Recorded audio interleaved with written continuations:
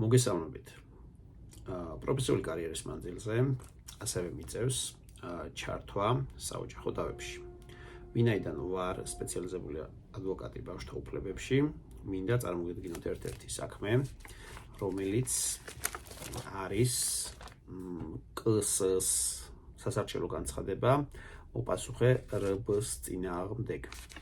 დავის საგანს წარმოადგენდა არასრულწლოვანი ბავშვის გს-ს საცხოვრებელ ადგილად მამის საცხოვრებელი ადგილის განსაზღვრა.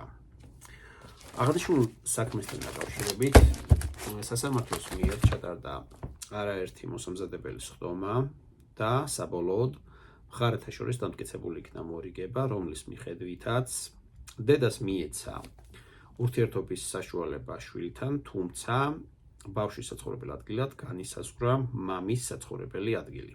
ბავშვის საუკეთესო ინტერესების შესაბამისად.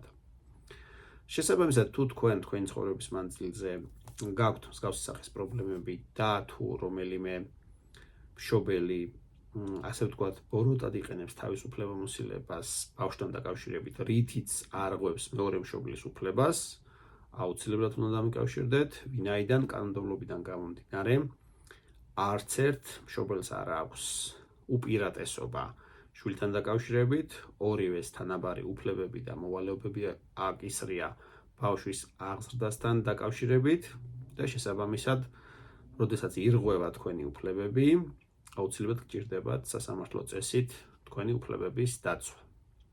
გმადლობთ ყურადღებისთვის და ველოდებით თქვენს შეტყობინებებს.